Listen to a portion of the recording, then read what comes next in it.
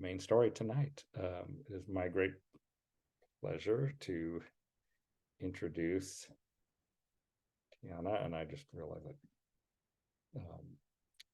So Tiana Williams-Claussen is a Yurok Tribal member and the director of the Yurok Tribe Wildlife Department. She received her Bachelor of Arts degree in Biomedical Sciences from Harvard University, after which she returned to serve her tribe, instrumental to the establishment of the Wildlife Department in 2008, with California condor recovery as its flagship project. Her native upbringing and formal education allow her to bridge the gap between traditional understandings of the world and those rooted in Western science, supporting her in her work toward a cohesive, well-informed approach to holistic ecosystem management. It is my distinct pleasure to welcome Tiana Williams-Claussen. Well, thank you very much for that.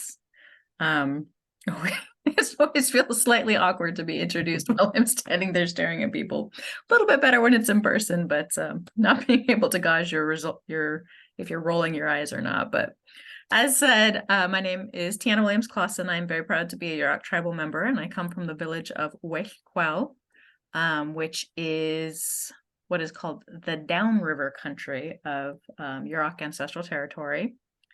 I am going to try and share my screen, which worked earlier, so hopefully it works again. Let's see here. Are you guys seeing the real thing or my presenter view? Oh my gosh, now I lost you. Just yet. Okay, we'll see if it worked before. There it comes. There we go. Does that look like the right one? Perfect. Okay. I have slow internet here, so hopefully it won't interfere too much with anything, but that's what you get for having the joy of living in a rural area. But so I'm going to start with a little bit of an introduction to who we are.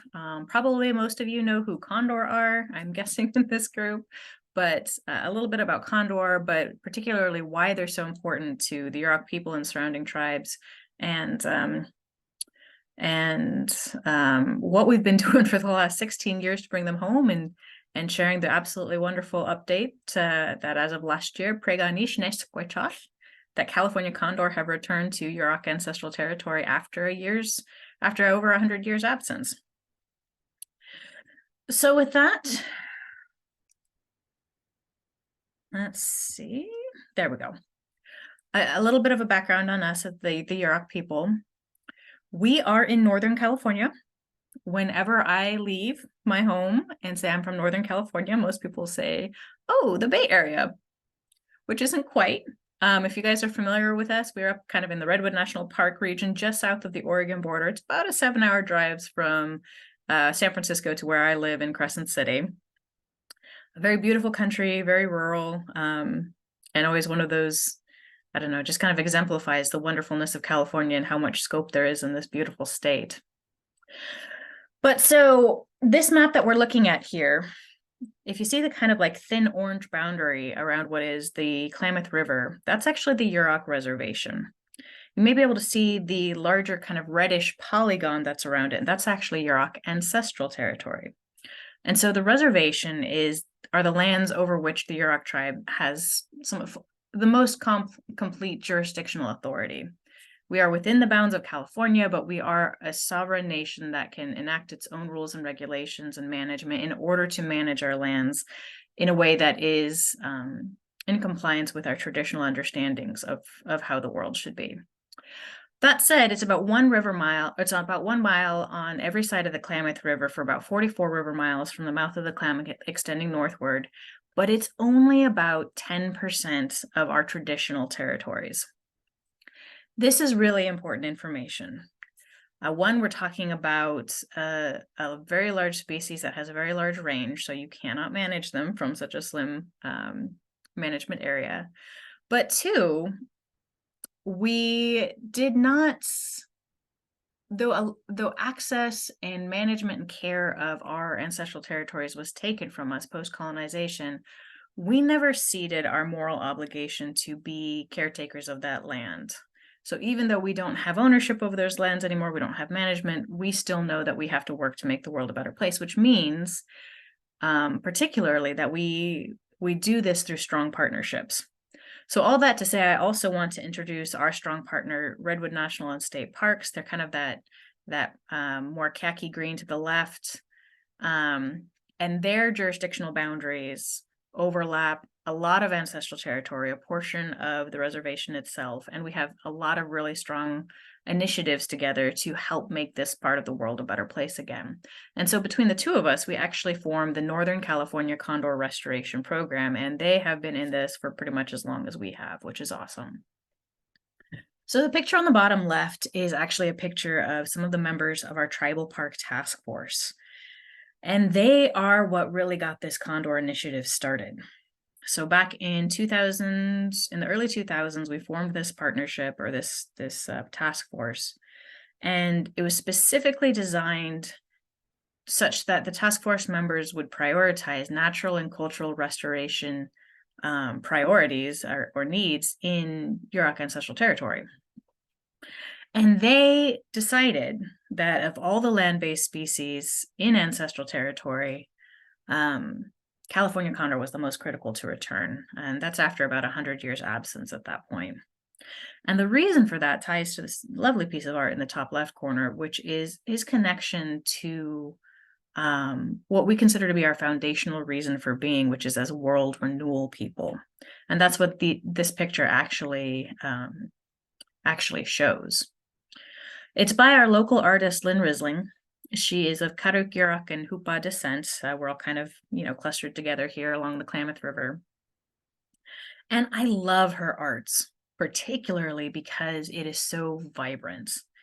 And though I grew up in a place where there was a very healthy and abundant, Native population. I mean, if you're not Native, you're married to Native, your kid's Native, you work with Native. We're actually the largest tribe in California.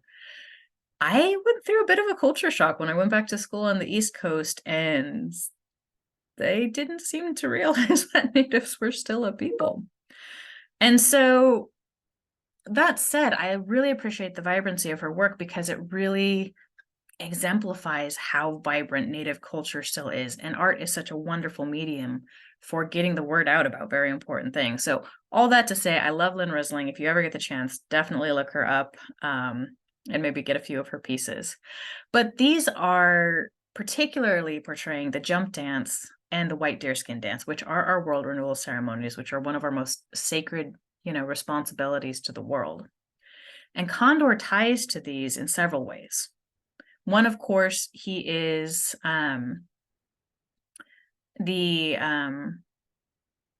a world renewal in and of himself, as all vultures are. They're literally taking things that are dead and beyond any sort of savings and recycling them and making them into life again. He's cleaning up the landscape, which is one of the things that we consider ourselves to be doing.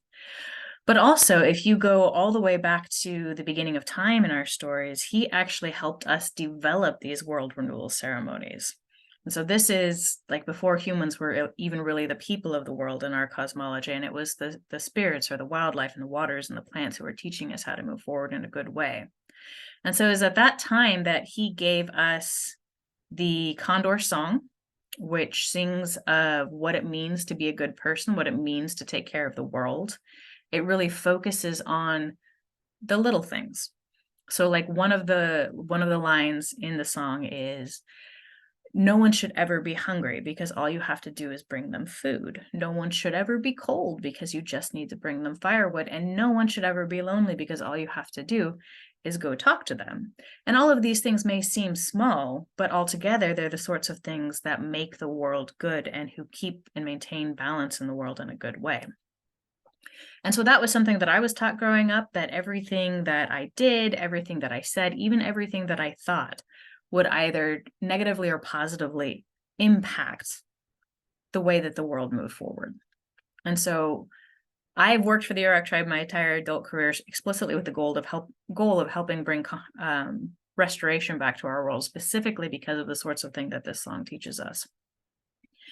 Further, he provides his feathers, and through them, we consider his spirit to the dance. So we consider that to be a very kind-hearted spirit, a very generous one, and one that kind of carries that spirit of renewal as they clean up the landscape.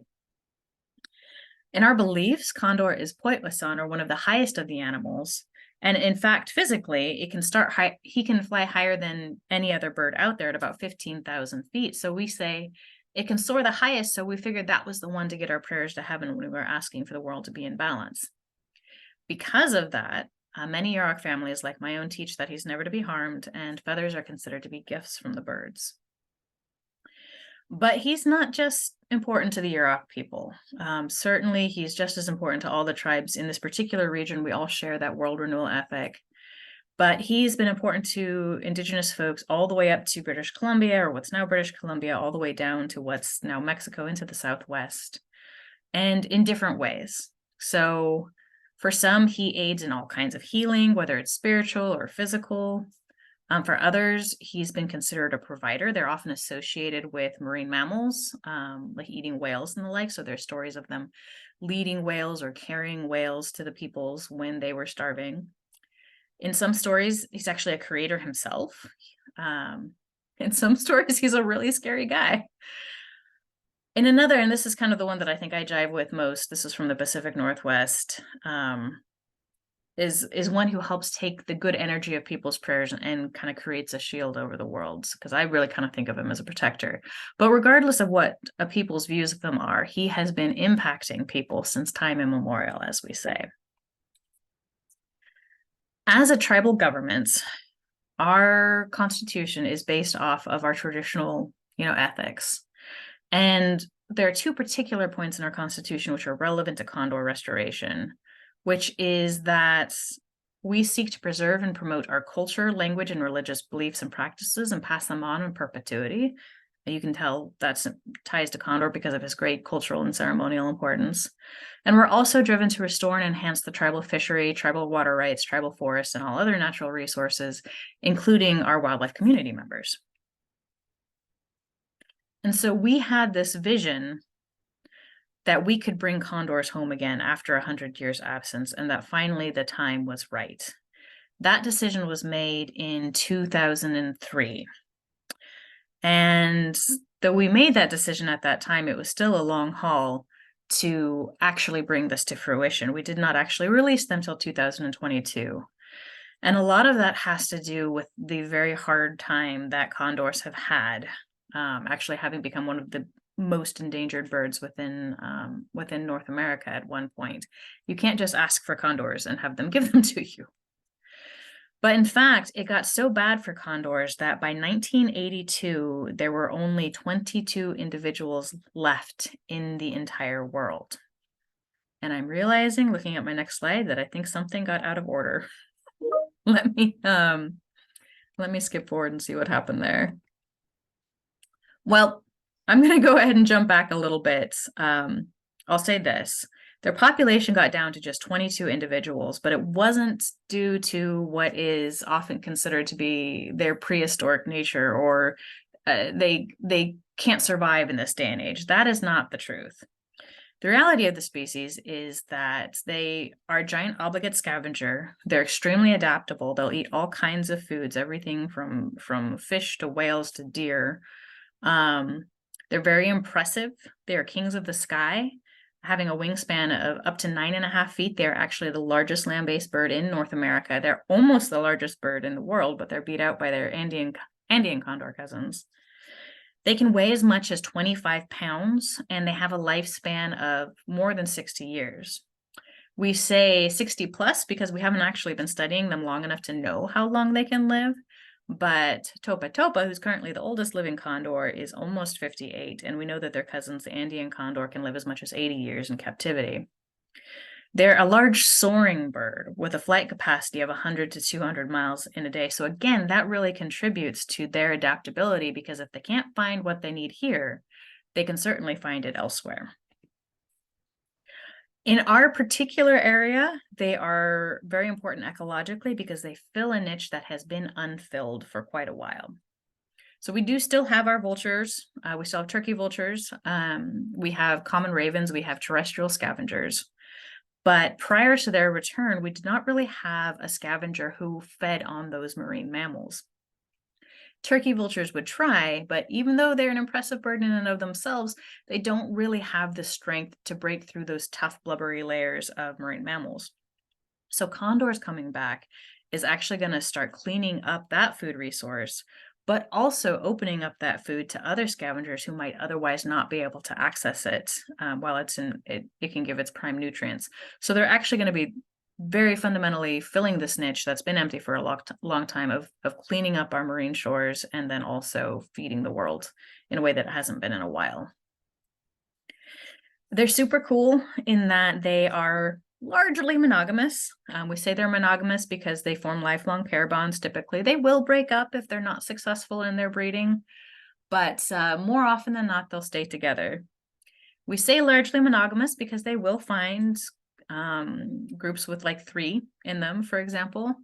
They do genetic testing of all the birds, and sometimes dad's not quite who you expect him to be, but he still contributes to raising the chicks, so they form that life bond. But one of the things that I always talk to like our kids about, for example, when I'm talking to condors about condors, is that they teach us what it means to be good parents. Because whether, you break up or you don't, or what have you, a kid is just healthier when they have both of their progenitors wanting to take care of them, committing to them. And so we teach, so this is what it is to be a good parent. But the point of the story there being that both the male and the female will take care of that egg. They only have 1 egg every other year, so they can really focus on it. They'll incubate that egg for a full 56 to 58 days, and it won't fledge for 6 to 7 months, which of course still the parents are feeding it during that time.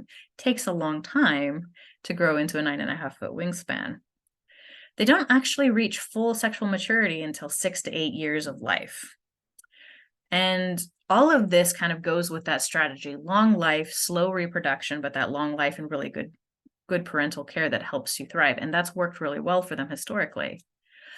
But unfortunately, in this day and age, they are undergoing high mortality rates. And that low natural reproduction, which has worked for them so well, is no longer working for them. But it's not a matter of their adaptability. It's not a matter of them no longer being fit for this world. It's a matter of us as humans, because almost all of their mortality factors are related to human impacts. So here in California, a big part of that came with the California gold rush and just the huge influx of more people, which the system had not evolved to support. In addition to that, just more people, more impact. There was the introduction of kind of a new relationship with the resources out there. Like, I don't even like the word resources. You hear me say the word like wildlife community members. The idea of wildlife or trees or what have you as a resource, as something to be extracted, was new. So there's more people, and there's the introduction of market hunting. And that resulted in a major reduction in megafauna that they relied on in our region. That was elk, that was California sea lions, that was whales. There's direct human take. People would kill them either because they were scared or because they thought they were cool, or they'd take their very impressive eggs. There was a major shift in habitat in our area. That was a major loss of our redwood forest, which got nearly razed to the ground. It was the pushing off of tribal people who had maintained these expansive prairies through traditional fire. And so they become extremely encroached, actually on about 1% of what they used to be historically. They liked those big open areas where they can find the good food. There was poisoning, where people would leave out poisoned carcasses for carnivores that they didn't want to see, like grizzly bears or wolves, and then condors would incidentally eat them and die. And there's 2 issues which actually remain an issue for condors, which is DDT contamination and lead toxicity, which I'll talk about both more. This particularly is an image of a bird found with lead pellets inside of it. It's unfortunately very toxic to them, and even a piece as small as the head of a pin can be enough to kill a condor, and they are getting it through ingestion of spent lead ammunition. So all that to say, though they did once range all the way up to British Columbia, down into Mexico, and actually, prehistorically, back to the Pleistocene epoch, I think even along the south of the United States and up into what's now New York. So by the 1800s, their range had shrunk to kind of this brown area that you see here. And by the 1950s, their range had shrunk to this red wishbone that you see, probably continuing to survive off of the cattle industries or other livestock industries in the area. But as I mentioned, they got down to an all-time population low of just 22 individuals in 1982, at which point they made the extremely controversial at the time, but ultimately successful plan to start a breeding population. And so they actually captured up all of the remaining free-flying condors in the hopes that they could grow the population enough to start re-releasing and actually figure out some of these mortality factors, which they hadn't fully figured out by that point, but they were plummeting so quickly, something clearly had to be done. But it was very successful, such that by the early 1990s, early to mid 1990s, they were re-releasing condors into the wild. And as of December 2022, which is when we have our last complete count, there were now 561 condors, 347 of which were in the wild, which is just huge. Now, that said, restoration of condor, while magnificent in and of itself, is a much bigger deal than just condors. And that relates, in my perspective, to his role as an ecological and cultural keystone species. And many of you may be familiar with the idea of an ecological keystone species. There's different definitions out there, but the one that I particularly favor is a species which has an inordinate impact on its environment, regardless of a low abundance. And so vultures obviously fit into that. The scavenging guild in general. We sadly can look at the situation that happened in India, where they had the massive vulture die-off, and they had all kinds of problems that came along with it. There was a lot more carcasses out there. There was a lot more diseases associated with those carcasses. They then promoted growth in other scavenging species like wild dogs, which shot up the rabies, problems that they're having over there. And it was just absolutely atrocious. And while I'm not one who tends to favor the idea of putting ecological services into kind of like a quantitative dollar value, they were finding that these vultures were serving literally billions of dollars in ecosystem services that we as humans just cannot match. Extremely important ecologically. As a cultural keystone species, is a species which has an inordinate impact on the cultural evolution of the kind of ethics and the culture of the region that it's in. Sorry, my crew just messaged me, threw me off there for a little bit. And so that's clearly the case for tribal people in this region.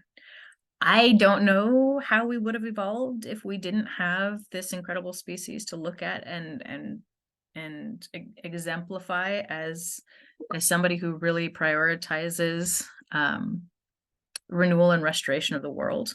I hope we'd still turn out good. But regardless, he definitely influenced who we are as a people and our goals as a world renewal people. Now, all that said, the divide between ecology and culture doesn't really exist from the tribal perspective.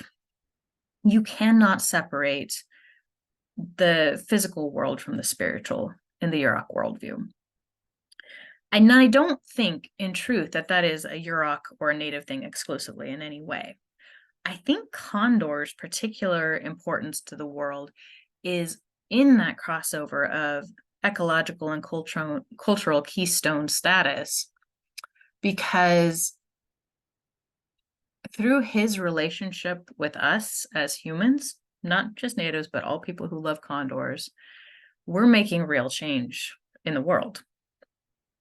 Everybody knows that humans, we have the power to pretty much do whatever we want to this world. There's going to be repercussions, but if we wanted to cut down all the trees, if we wanted to, I am actually going to close out my teams because they keep messaging me. I apologize.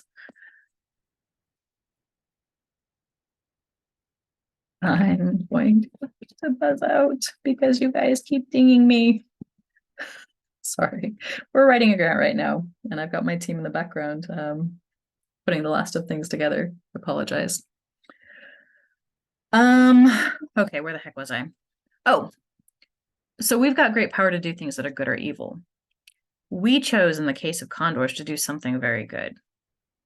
We chose to bring them back from the brink of extinction because we knew that was the right thing to do, because they spoke to our hearts, and we knew that had to happen.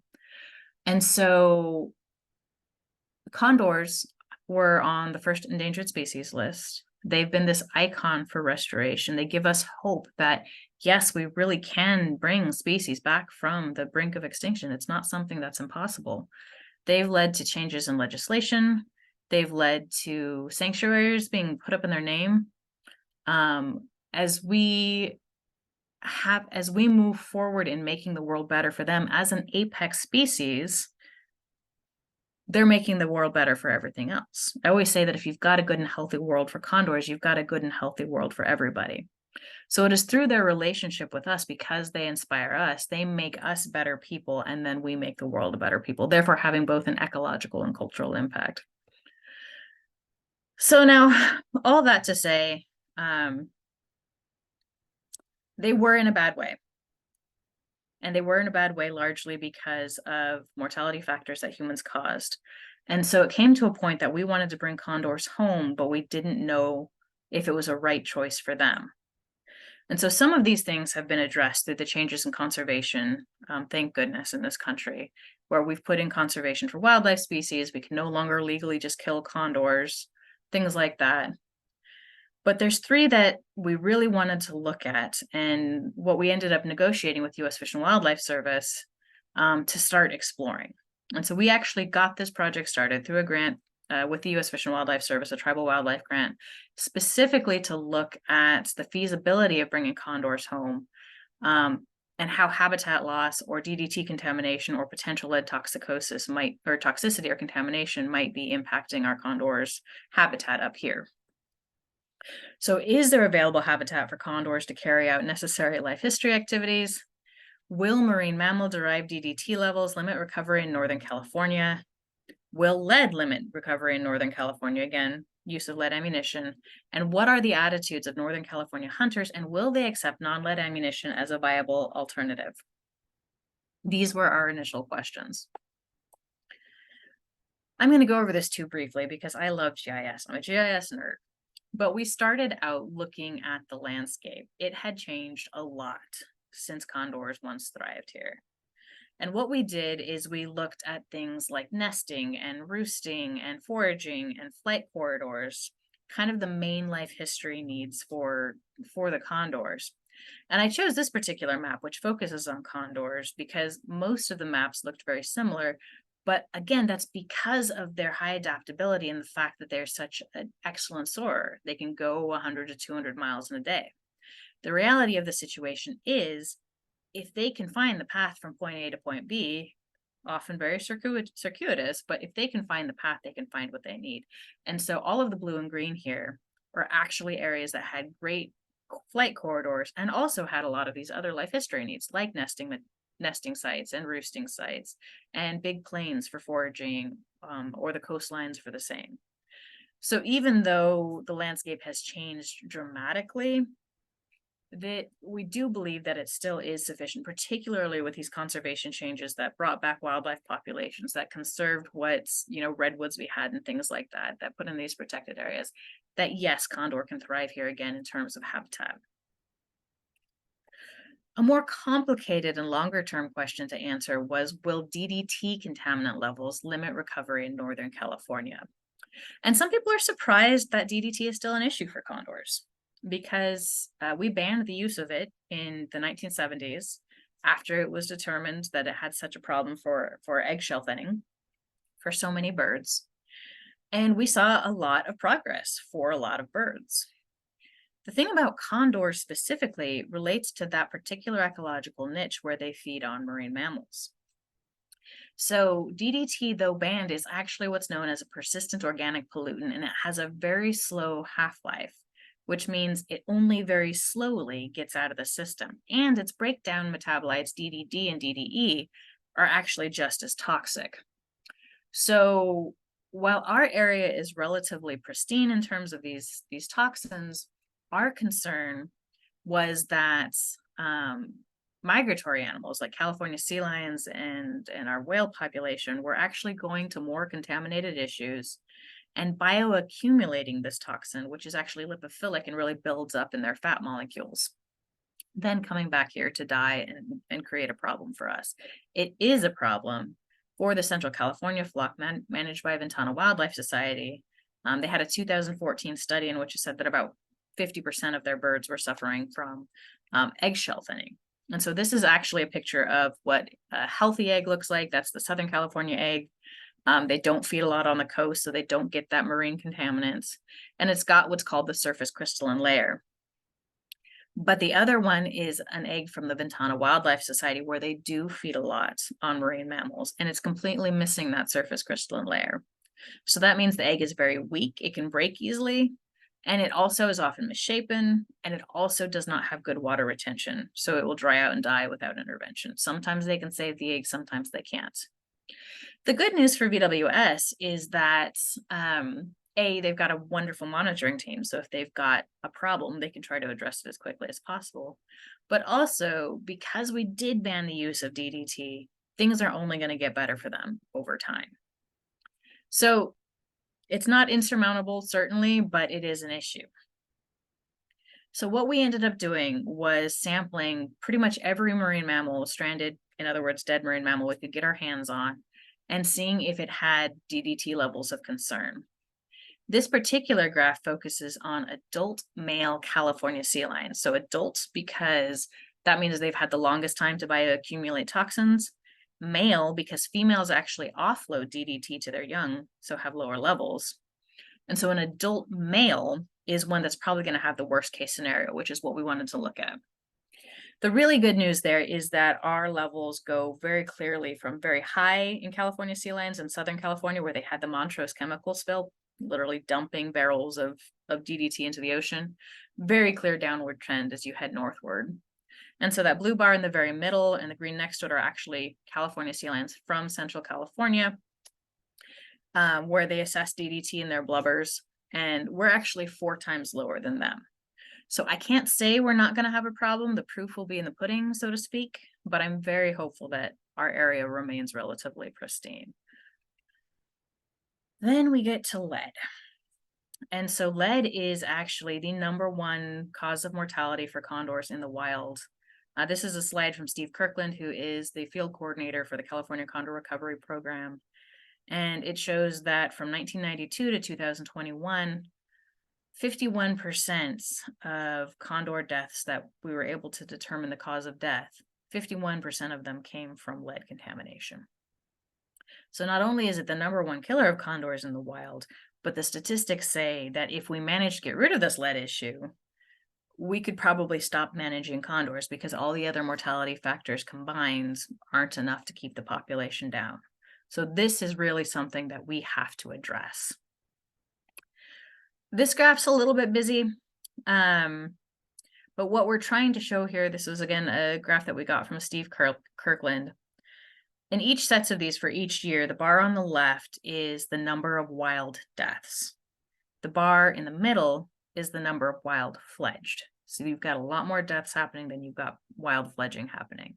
You cannot maintain the population when deaths happen more often than births. So the way that the population is being maintained and grown is a little bit, it's not a complete success story, even though the numbers look really good, because a lot of those numbers are actually coming from the captive breeding program still. And if we stop supplementing, the population will go extinct. So we have to deal with lead. And our first step was, will lead contamination levels impact recovery in our area? And so if you're not familiar with it, this is actually the way that lead is getting into the system. It's through the use of lead ammunition. This is not contentious amongst the biological world. And the way it happens is lead is actually a very soft metal, so that when a hunter will harvest an animal, this lead will actually fragment into hundreds of pieces inside that animal. It's probably not a problem for most humans. Our digestive system is relatively quick. Things pass through. But the problem arises when it gets into something like a gut pile, which most hunters will leave behind, and which is actually a really great food resource for birds like condors.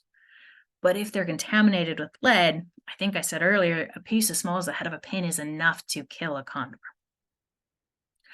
And so we had to see, we had the hopes that in our area, even though lead is the most conventionally used material for ammunition, having so few people, that this would be less of a problem.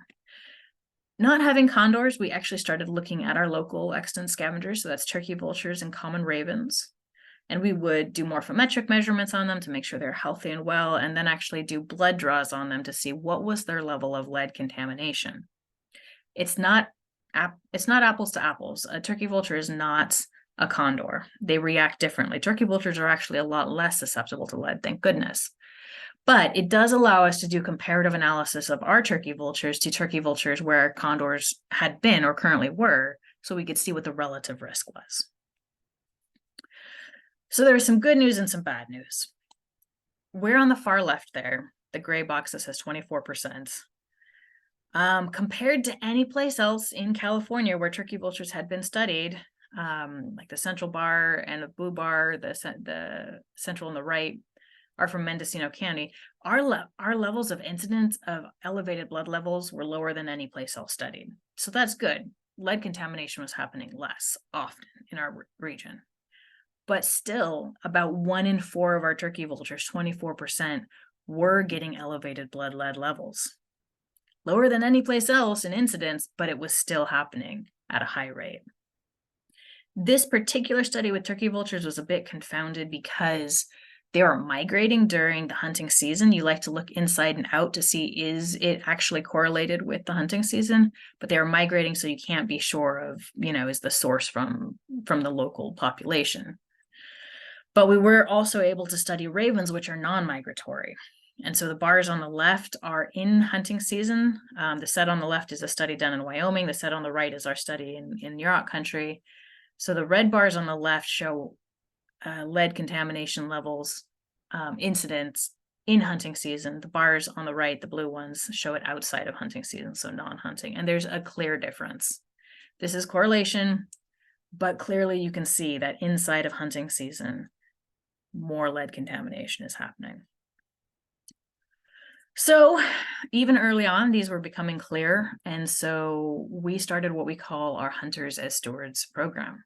Of course, as tribal people, we have long relied on hunted game, and we are in an economically depressed area. We still rely a lot on hunted game. And so this is an issue for our Yurok people as well as our surrounding community. What we wanted to do was to reach out to what is a very strong conservation ethic amongst the hunting community. And I speak as a hunter in this respect, because they're the people who want to be out there in the wild, enjoying a beautiful, complex diversity of species. Lots of people do. Hunters are definitely amongst that group. So we were reaching out to that strong conservation ethic with the information about how lead was impacting the system and that there was a good alternative, copper. So the goal here was to approach the hunting community as a solution, a partner in conservation, not the enemy. And so we were providing information to transition from lead to non-lead ammunition, how we would have to provide clean food to condors in order so that they wouldn't get lead contamination, how you would have to treat birds for lead toxicosis, but basically engaging with the hunting community to help them become a part of the solution. And it was very effective. So this is not something that we exclusively do. You'll find this throughout Condor country. But when we started up, we started doing surveys to see how well were we doing. And so anywhere from 85 to 95% of the hunters we talked to said not only did they not know this was an issue, but now that they did, of course, they would voluntarily make the change. So now since then, California's actually banned the use of lead ammunition. We are not yet seeing the results of that. And there's a lot of things that go into that. If we've got time at the end, I'd love to talk more about it. That is potentially a solution. But if we don't continue to engage with the hunting community and really bring them into the fold with the whys of it, speak to them, mano a mano, it's going to be a really long time before this actually bears fruits and condors are free of this threat. But we took this kind of partnership-based approach the whole way through. Not everybody wants to see a new endangered species on their landscape. And so very early on, we started reaching out to people saying, hey, this is what we would like to do. This is why we think it's a good reason, but we want to hear what your concerns are and how do we address them? How do we bring you in partnership? And that also was extremely fruitful, such that by, was it 2016 or 2018? Well, in 2014, we started with a small memorandum of understanding between the tribe, the U.S. Fish and Wildlife Service, Redwood National and State Parks, and actually Ventana Wildlife Society, to really dive into seeing if we could make this happen. And by 2018, it had expanded to a 16-party MOU that included not only other federal partners, other state partners, but nonprofits, conservation groups, as well as local leaders in industry, like our timber companies, like our utility companies, because once we engaged with them, they saw that this was not a bad thing for them, but was a good thing for the region. So ultimately, the MOU said that not only do we think that condors will benefit by returning to this region, but we think that this region will benefit by having condors. This was very helpful when we went into kind of like the final stages of getting condors to come home, which was the regulatory review process. This was cool to me as a tribal member because we don't often have, we are not granted our traditional rights as land managers and caretakers. A lot of times when the federal government proposes to do an action, they will come to us, and what they do is they consult with us. And so a consultation is a formal process. The feds say, hey, we want to do this. What do you think? We say, we think this, but the federal government is not obligated to actually act on what you say. They just have to ask. But one of the really cool things about this environmental assessment was that the Yurok Tribe, U.S. Fish and Wildlife Service, and National Park Service acted as co-leads. So this is one of very few examples in the world, in this country, rather, where tribes were recognized as equal partners and leaders in this sort of action. It's not the only reality that tribes have been leaders in this sort of action, but this was a very rare instance where our federal partners recognized and pushed for that to be the case too. And so that was really, in my perspective, a reclaiming of our traditional role of as stewards of this land and its recognition elsewhere. Ultimately, the U.S. Fish and Wildlife Service, in kind of a parallel process, proposed to bring them back as a non-essential experimental population under Section 10J of the Endangered Species Act. And so that is basically the opportunity to custom craft protections specific to the species, which prioritize the species needs, but lessen those protections that maybe aren't that important to them, but which would negatively impact the human community. So condors being very adaptable, other than the lead issue, they don't have a lot that they need to worry about. The one thing that's really emphasized in this 10J rule and the 4D rules that go along with it, 10J designation rather, is protection of those breeding sites, since they really do want to protect this thing that condors obviously think they need protecting since they invest so much into them. So there's rules around protecting of those sites particularly. But if a condor lands on a tree and, a piece of heavy equipment starts up and startles it into the air, under full status, endangered species status, that's a problem. But under this, the condor is not actually hurt, so that's fine. We got literally thousands of comments on this. It took 6 years from start to finish. It was huge. But we got not only a ton of positive feedback. This is a picture of our meeting in Eureka. We call it a love fest because so many people loved what we were doing, but also a lot of really great feedback on how we need or should move forward. Ultimately, we got a finding of no significant impact in March of 2021, designating this boundary here, so Northern California, part of Nevada and all of Oregon, as a 10J population. And so that was the final go-ahead that, yes, we can bring condors home. Of course, this was right after, or in the middle of and right after COVID. There was all kinds of price increases. We couldn't find steel, we couldn't find wood, but that's what we were aiming to do, was to actually, at that point, build a facility in Redwood National Park where it overlaps with ancestral territory.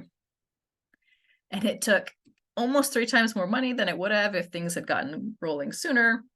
But by the end of March 2022, we had built this, which is our release and management facility. So you can see 3 parts to it. The big area is our flight pen. That's where condors, which are in our active care, spend the majority of their time. It's got water and food, roosts, cover for the weather. It's attached to a building, which is our observation area. So it's actually got one-way glass. We can be up there watching the birds from there, and it's where we do any of our processing for them. And then the little square area off to the side is the double door trap. It's called a double door trap because it has a door to the exterior of the facility and to the interior of the flight pen. And so this is a long-term management tool where we can either put a carcass in and selectively lure a bird in from the flight pen for release, or if we want to capture birds, we can bring them in through that lure process, close the door behind them, and then release them into the flight pen as we need to. It includes a 12-foot predator exclusion fence with an electric fence around it. We have a lot of bears in this area. We have a healthy cat population, and we see the bears walking around the fence. They know that there's carcasses in there because we continue to feed the birds. But so far, no issues at all. We were given the use of what we call the Old South Operations Center by Redwood National Park. It was slated for demolition. It was in a horrible state, but we actually got funding from the Administration for Native Americans to rebuild it, and now we've got this beautiful office building. We've also been working with the Sequoia Park Zoo, which is our local zoo in Eureka, and it's actually AZA certified. And they have worked to build one of these, which is actually a condor treatment center. So this is actually a schematic for what they have. There's 2 rooms. It's open to the outside. It's away from the public, so they don't engage with humans. You do not want wild birds to engage with humans. Where the guy in the back is coming in, there's actually a workspace where we can handle condors. And this is to provide triage for the birds if they're sick or injured, and also to provide treatment. If the treatment is too extensive and our facilities can't handle it, then we have strong partnerships with a lot of the breeding and treatment facilities so that we can actually bring them down there for treatment. We've got birds who've already had to go to Oakland Zoo, for example. We've had a lot of opportunity to work with a lot of these facilities. Our Condor program manager, Chris West, who really got us started, it was him and I in the very start, and we grew our program from there. Had a lot of work with condors, but I never had coming into this. I was just 21 when we started, fresh out of college. So for example, we did training with like the Oregon Zoo, but also with all of the release areas and LA Zoo and San Diego Zoo, so that we could handle the birds safely, not only for their sake, but for our sake too, because condors are very big. We also had an incredible blessing in the Ventana Wildlife Society, because while we pushed super hard to get our facility built as quickly as we could, there was no way that we were going to get it done before spring of 2022. And because condors are going into their breeding cycle and rearing cycle in the spring, it was impossible to pull the birds, which our birds come from the breeding facilities. It was impossible to pull them out then without disturbing the rest of the flock too much in these breeding facilities. So Ventana actually stepped up and said, hey, the birds need to leave the facilities in the fall. You guys aren't ready yet. We'll hold your birds until, we can actually take them up in Yurok country. So this is actually our birds at the Ventana Wildlife Society's facility. And I got to give them all the props. They're just some really incredible people. Literally, I could keep listing, Pinnacles and U.S. Fish and Wildlife Service and Peregrine Fund, and I tend to not list our partners too much just because they are so legion, and I'm always afraid of leaving out really important people. But we received our first bird. His name is Pytoklin. He was a mentor bird, or is a mentor bird, who came to us from the Peregrine Fund's Boise World Center of Birds of Prey. Unreleasable, but with a lot to share with young condors coming in about what it means to be a good condor. And so he actually joined us, I believe it was March 25th of 2022, and our younglings here followed shortly after, were brought up by Ventana and Pinnacles, March 28th of 2025. And May 3rd of 2022, March 28th of 2022, May 3rd, we actually released our first birds. Prey-Go-Neesh, Nes-Kwe-Chohl. So I'm getting close to my end of things. After this, I'm going to do a quick run through of how we're managing the birds now, but I'm hopeful that this next video works. It was actually created by a super cool guy. He works for the U.S. Fish and Wildlife Service, but is working on becoming kind of a videographer as a side business as well. We had one of our local friends here who actually does incredible work for like National Geographic and Blue Planet and all these things, but his family got sick like the day before we were due releases. And so I call our new friend from the U.S. Fish and Wildlife Service, I had met him 2 weeks prior by email and said, hey, do you want to come up and capture our first release? And he finished his day of work and drove up. I think he didn't sleep for 24 hours, but we got this really beautiful video out of it about our first release. I'm hoping that this works. Let me know if it doesn't.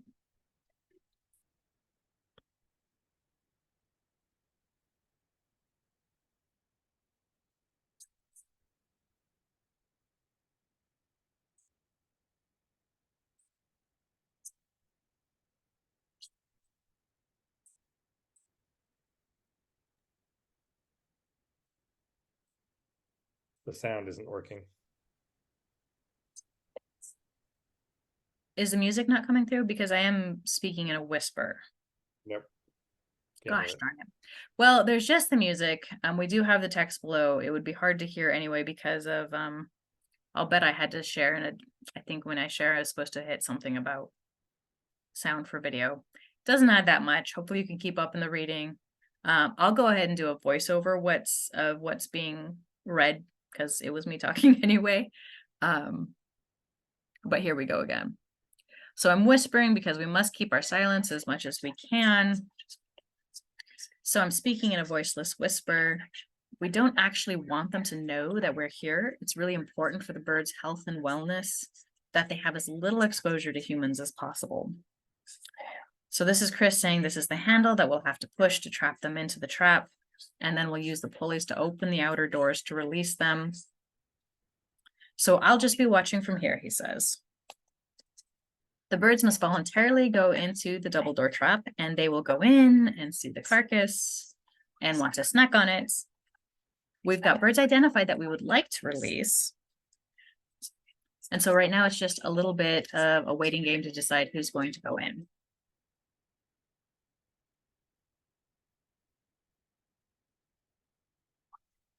So if you're watching the stream or our commentary, you can see that we have captured 2 of the birds that we had targeted for capture. That includes bird A2 and bird A3, 2 male stud book numbers 1010 and 1045. So I'll step away for now, but keep tuned in. We should be go pretty soon.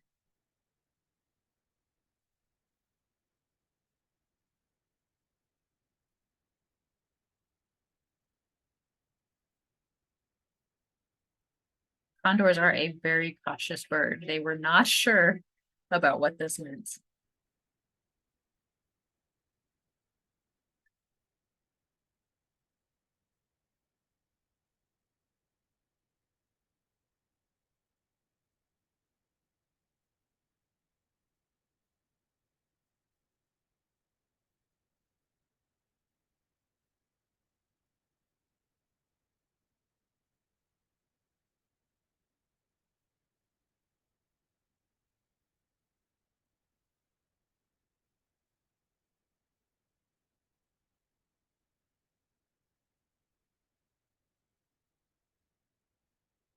So many thanks to Matthew Falcon, literally, who's an absolute rock star. And I love that video. I will just watch it over and over again because it was just so incredible seeing those birds so naturally take flight. And it's a little bit funny because we had actually kind of set the stage that they wouldn't take flight because these are all birds who have come from the rearing facilities and have never been out in the wild. That's actually why we still provide them food and things like that, because they need to learn the skills of a wild bird before they can really be let out on their own.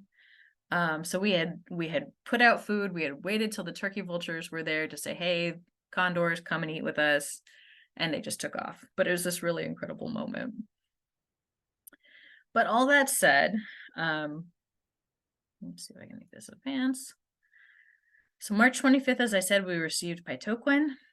And he's just an absolutely gorgeous bird. And he was a wonderful mentor to the birds. He's about eight years old now, I think. He was actually removed from our facility once it became obvious that highly pathogenic avian influenza was a problem for condors. Many of you may be familiar with the terrible impacts to the Southwest flock managed by the Peregrine Fund. So he's actually at the Oakland Zoo right now in their facility, which is more easily kept clean from potential outside sources of H. pie. But our first cohort, which arrived in March of 2022, they've all got alphanumeric tags so that we can just look at them and know who they are from the air. But so the first, all of these birds received Yurok nicknames because in Yurok world, when something big happens in your life, you often get a nickname. That said, our first bird, our first female was Negem-Nitween-Ka A0, and her name means she carries our prayers because that's what condors do for us. Our first bird out was actually Poitwasan A3. And so his name means the one who goes out ahead or leader. And so that's actually a traditional name for our village leaders or ceremonial leaders, but he was literally the one who first went out and then actually went exploring quite a bit too. Nes-Kwe-Chohl followed him. His name means he arrives or returns. That was representative of the flock in general, but he also very much lived up to his name. He went out and he came back every single day, which was nice. The last bird to be released of this cohort was Shahalet, and his name means finally we fly. And so that was representative of his whole group cohort finally being free to fly in Yurok country. And also a little bit tongue-in-cheek for me because he had a transmitter that failed and had to wait a month longer for us to actually release him. So finally I fly. Our second cohort, we had a second set of 4 birds arrived in August of 2022. So that included A4, Chirpersaninapek, I feel strong. And I named him that because he was really insistent on being top bird. He thought he was tough stuff. Birds, these condors have a very clear dominance hierarchy, and as younglings, they try and work it out amongst themselves as to who's going to be the top bird. I don't know that he's going to be the top bird, but he definitely thinks that he's tough stuff, so I called him I feel strong. A5 is Neen. He takes a more reserved approach. He watches, he learns, and everybody seems to respect him. So he was named Watcher. Minalquek, A6, his name means I am shy or I am bashful. And he's actually very clearly the least dominant of our birds. He was the last one we released because we wanted to make sure that he had enough time to acclimate to the region while protected within the facility, but also allowing him to have the full complexity of the existing cohorts, free-flying cohorts, to kind of welcome him in. I particularly love Minalquek. He's got a special place in my heart. But it's really cool with this small cohort where they've all gotten to know each other really well. They're very social birds, and they will form bonds and form, grudges and things like that. But everybody seems to be nice to A6, even though he's the least dominant, and in a more mature flock, they might, treat him differently.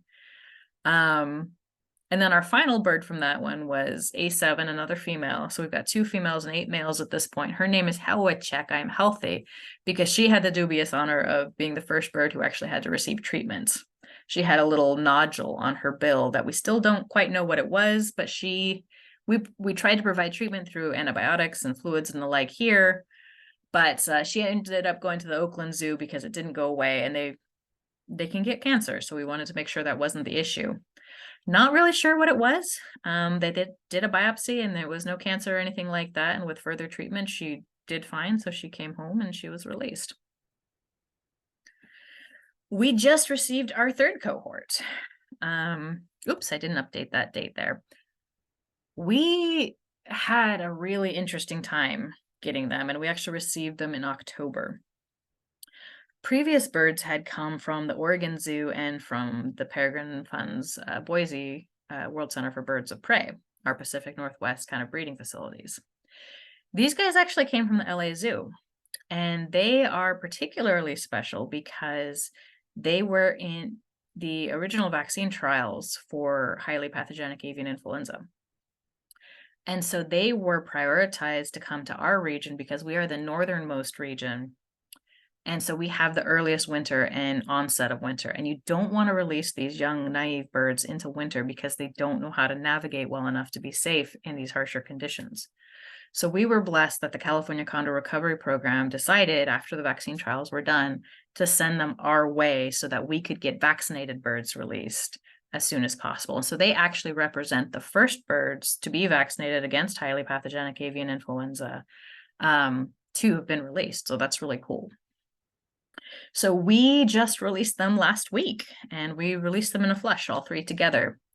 The first to walk out the door was Pei-Cheek, B2. Her name is Upriver, because my dream for this cohort of condors was for them to be named for what are considered to be the 4 directions within Yurok country, within the way that we speak. We don't say northeast, southwest. We say upriver, downriver. We say up into the mountains. We say down along the ocean, which is roughly to the south. So my goal was to name 4 condors in this way, because we were actually supposed to receive 2 additional condors from the Oregon Zoo. That said, we didn't, because the vaccine rollout was just not quite fast enough, and they couldn't get vaccinated. It takes 2 vaccine rounds before they could come down in time for winter.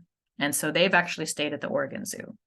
But with this naming in mind, I actually named her Pei-Cheek as upriver, because we believe that that the world basically starts upriver, and the waters flow down and bring life and energy and all the things that we need from there. So Pei-Cheek is kind of the start of the journey. My intent was that the next bird out should be named Pulig, which means downriver. So as things flow, it goes Pei-Cheek, Pulig, Perwer, which is kind of that going southward along the ocean, and then Nes-Kwe-Chohl, expanding into the mountains. But the second bird was B0. B2 went out in a relatively calm fashion. She responded as a young condor should when looking at an older cohort. She should be a little bit less dominant. She should kind of gauge how they're going to accept her. And she acted in all the right ways, and kind of just sidled in and started eating on the carcasses that we had left there with the other birds who were already out and feeding. Pei-Go, when I posted about her on Facebook, I said she came in like a wrecking ball because she just charged out and tackled A0, our one female Negem-Nechween-Ka from the first cohort, and just knocked her off the carcass. She was so caught by surprise that she was knocked off the carcass, but immediately jumped back in and said, "Hey, no, I'm the boss here. That's not gonna happen," and knocked a little bit of sense into Pei-Go. But then Pei-Go did the same thing with the next carcass and tried to fight the elders over it too. How that's going to work out for her, I don't know. She was suitably chastised, but I ended up naming her for that fighting spirit. The third and last bird of this cohort was Pulig, so downriver. So that was the next step. And when we receive our next cohort, these remaining 2 birds next fall, they will receive the names Perwer and Nes-Kwe-Chohl. So in general, year per year, we're actually going to be receiving birds from the breeding and rearing facilities, targeting about 4 to 6 individuals per year. They'll be allowed to socialize together at the breeding facilities for, it's really about 1 to 3 years, depending on the timing of those particular birds. Once they arrive with us, they actually stay in our release and management facility for at least 4 weeks in order to acclimatize to their new region. And so we can do assessments and make sure that they look well before we release them. We say mentors may be brought in from the zoos. Pitoquin is currently with Oakland Zoo, but we hope to see him again. Not having him this last year, one of our older cohort birds, Minilquek A6, actually served as the mentor for these birds. Each bird receives 1 wing-mounted satellite transmitter, as well as this kind of alphanumeric tag so we can look at and identify who it is. And so this allows us to do analysis of habitat use, home ranges, risks, and important resources they may be encountering. The other wing has a radio transmitter for on-the-ground tracking so that our field crew can actually find them in the field and make sure that they're doing well or seeing what is so interesting to them if they pause for a while. It also has a mortality setting so that if no movement is detected for a specific period of time, we can be like, why is this bird not moving? Is it sick? Is it injured? Worst case scenario, is it dead? And we need to collect it and figure out why. That's been a bit tricky on very wet periods up here because they will just hunker down and not move. So we have to go out in the wet to be sure that they're okay. But it's a totally critical tool. Our birds are released using soft releases. So birds are ready for release when they're socialized and they know how to roost well and they're in good body condition, that they're acting in a good way. Release targets small releases at a time. So, for example, in our first cohort, we released 2 at a time because we wanted them to be paired together. And actually, A2 and A3 are extremely good buddies. That's probably why they went out together. But it's also a limited population for us to monitor, so we can really make sure that they're doing well. And as mentioned before, the goal is to release them into feeding scavengers so that they don't fly off too far. That didn't work out for A3 and A2, who just took off, but it's actually worked out later where it's worked that way. So again, 4 to 6 years per year. I think this was a duplicate. I apologize. Oh, the other point there is after that, we just release 1 bird by 1 bird. So again, this is Pitoquin, and as a mentor, geez, he's a pretty bird. Anyway, as a mentor, his job is to kind of teach young birds how to be condors, establish dominance hierarchies, focusing their attention on adult type behaviors, and ultimately acting as a social magnet, because this release and management facility remains an important tool for managing the birds. They look to this older bird and they're like, hey, he's hanging out here. We should probably continue to hang out here too. Pitoquin is not with us right now. We're hopeful to get him back, but that is the goal of a mentor. We also conduct biannual trap-ups, and this is pretty standard, usually in the spring and fall. And so this allows for physical checks, transmitter and tag maintenance, blood draws to test for things like lead contamination. And with other groups, it's actually provided the opportunity for training opportunities for us. And we actually bring in folks regularly through an internship program to provide wildlife handling and training opportunities through us. There is a particular interesting thing to the Yurok. I don't know, the fact that a tribe is doing this, which is data protection. Because unfortunately, tribes have been badly burned by people wanting information from us, but then misusing it. And because we consider condors sacred and every one of their lives incredibly important, while we want to share everything we can about the birds, we don't necessarily want to share their nesting locations and where they're hanging out all the time, because there's bad actors out there. Working with federal partners and state partners, any information that we share with them is public domain. Again, we want to share with the public. We want them to love as much as we do, but we want to protect them. So to try and protect this data, we've actually passed a couple of resolutions. The one designates the Klamath River, one of their traditional homes, as a cultural riverscape and protects all species native to the river. And the second designates Prey-Go-Neesh, the condor, as a cultural resource and historic property, with the intent to provide data protection under the Yurok Cultural Resource Protection Act, Natural Historic Preservation Act, National Environmental Protection Act, Native American Graves Protection and Repatriation Act, and the California Environmental Quality Act. The feds in the state want to support us in this, but we can't find a legal pathway forward, which is actually a big contentious issue between tribes and all that sort of stuff. This is actually what I'm going to be writing my thesis about, so it's of particular interest to me. But our birds have socialized extremely well. They're very friendly with each other. They form these things which we call cuddle puddles, which I adore watching. What was this one? Oh, this was another one of our releases. I had meant to clip this one out, but you can actually see, I think it's A2 walking over there being like, hey, you want to come out? And there we actually had, oh, this was when this is why I shared this one. This is A1. If you'll recall, I called him Hahalet because he was one of the last out of that first cohort. I kind of wish I had called him Nasishanamin, which means silly one. And you'll see why in just a second. There's him sitting on the watering hole we've got out there. They're very clean birds. People are sometimes surprised by that, but they bathe regularly. This is one of our external scales. There he goes. He's kind of a doofus. I really enjoy watching him.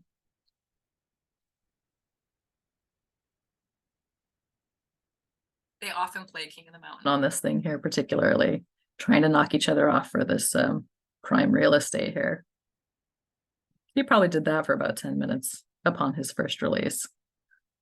I don't care what anybody says. I think they're beautiful birds. Nope, this is my spot.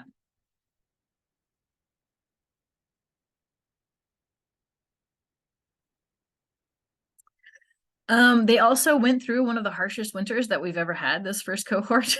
Not ever had, but had in a very long time. This winter brought below freezing temperatures and heavy snows, but condors are very adaptable and they did just fine. It took them a little bit to try and figure out what the heck this white stuff was, but they did just fine. We did our first spring trapping this last year.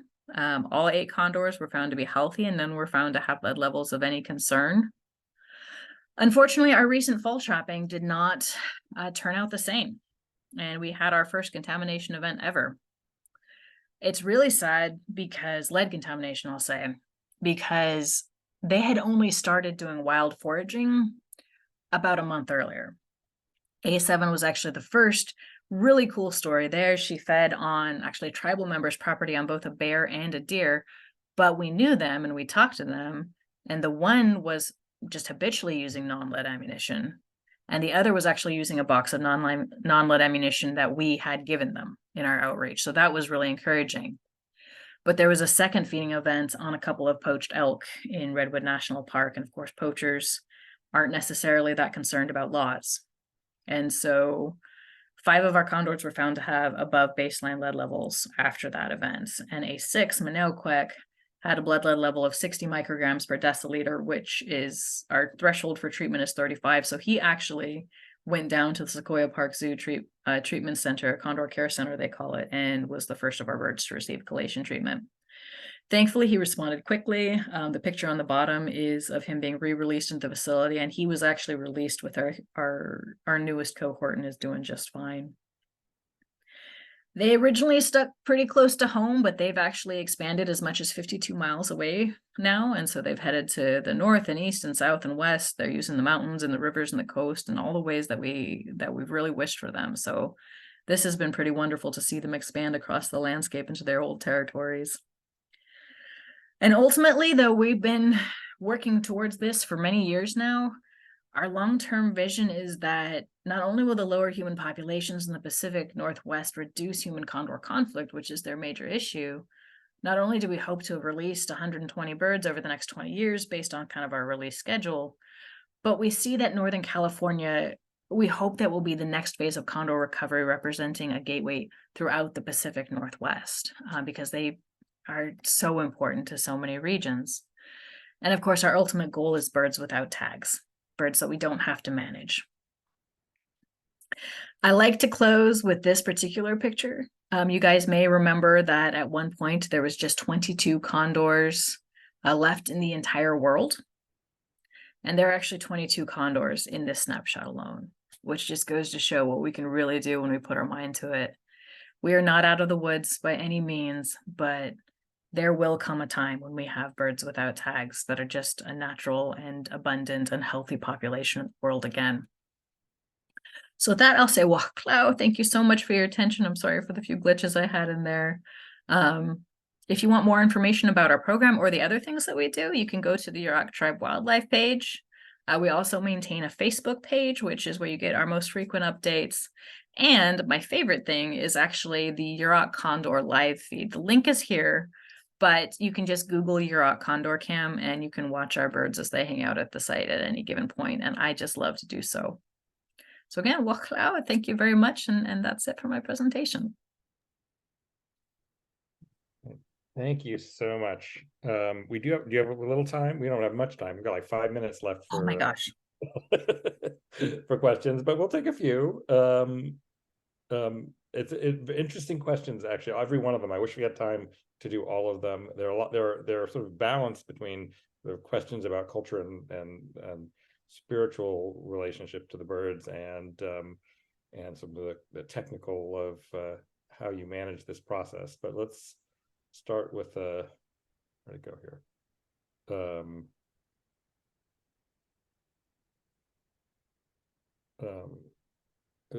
Do condors have connections with any other birds in Yurok stories? Eagles, certainly. They've kind of got a rivalry going on there. But the other interesting one is actually Chigemim, or the hummingbird. And it's actually an example of, again, that kind of smallness versus bigness sort of thing. Everybody was laughing at Chigemem because they were having a competition of who could fly highest, and Condor and Eagle, they were like, the big winners, but Condor was beating them out. But they came back down and Chigemem said, well, I want to try. And everybody laughed at him because he's this very little bird. No, you're not going to fly higher. He says, I'm going to go up against you, Prey-Go-Neesh. And so they go up against each other, and Prey-Go-Neesh is just focusing on flying high. What actually happened was Chigemem jumped into his rough feathers. And so as Condor flew high, Chigemem was always just that little bit higher. And he eventually took off into the stars and actually gathered medicine, what we use for our healing ceremonies, and brought it back down to earth. And it's those beautiful colors that you see on him that's actually in the medicine that he carried back down to us. Susan Mulaney asked, why and where are there 200 condors in captivity? They are spread between the LA Zoo, the San Diego Zoo, the Boise World Center of Birds of Prey, and the Oregon Zoo. And they are kept in captivity for the breeding program mostly, because, as the numbers say, we cannot yet stop supplementing the populations. All of the release facilities actually receive birds annually. And so it's this really big deal annually with all the geneticists and the Condor crew leads and the California Condor coordinators to decide what birds go where. There are some birds who can't be released, like our poor Pitoquin, but mostly it's birds who are contributing to the breeding population. There was a follow-up question about why would a bird be not releasable? He could have an injury. More often than not, it's bad behavior. They've been released and they just were too drawn to humans or dangerous activity, and so they had to be brought in for their own safety. Pitoquin just latched onto humans right off the bat. There's every effort made to not do that, but he became very humanized very quickly, and it was determined that he couldn't be released. He's also got decent genetics, so hopefully he'll be able to add to the population at some point, and for now, he's got a really important job as the mentor bird. There's a question about can you see Prey-Go-Neesh at Redwood National Park? You can. I can't tell you specifically where we're at, but if you look for those open prairie areas and along the creeks in Redwood National Park, that's where they like to hang out the most. It seems like they almost make it down to Arcata. So. Oh yeah, they've been past Arcata. They've been down to, well, latitudinally Point Reyes, but more inland from there. So just keep your eyes peeled. Let's see. Oh, are any of the last 22 condors still living? Oh man, that's a really good question because I don't know how the numbering went. Like I said, Topa Topa is the oldest bird, and he's actually got tag number 1. So there are birds from that original cohort still living. I think there's a couple who are still out in the wild that got re-released into the wild. Oh man, but I really need to up myself on those original birds. Most, aren't, but there are a few out there yet. All right. Well, there are some great questions that I just really wish we had more time. I may send you some of these questions afterwards and post them on our website. That would be incredible. I'm sorry, I lost track of time there. Oh, I tell people, don't ask me about condors unless you really want to hear about condors, because I have a hard time being brief. Well, we had over 125 people here tonight who desperately wanted to hear about condors, so me among them. So I'm ever so grateful for your time tonight, for sharing, and for all the work you've done on behalf of the planet and condors especially. We're so grateful for everything that you do. So we look forward to hearing the next update in the not too distant future. Well, thank you so much for the invitation, and I hope you all have a wonderful night. So good night to everybody. We will be posting the recording of this shortly. Probably it won't go up until Monday, but we'll get up as quickly as we can, and that will follow up with Tiana on some of your questions and post them. You'll find them on our website at goldengatebirdalliance.org, and if you look for and under education, the speaker series and past events, you'll find it right there. So thank you all, and have a glorious rest of your evening, and we'll see you in January. Night.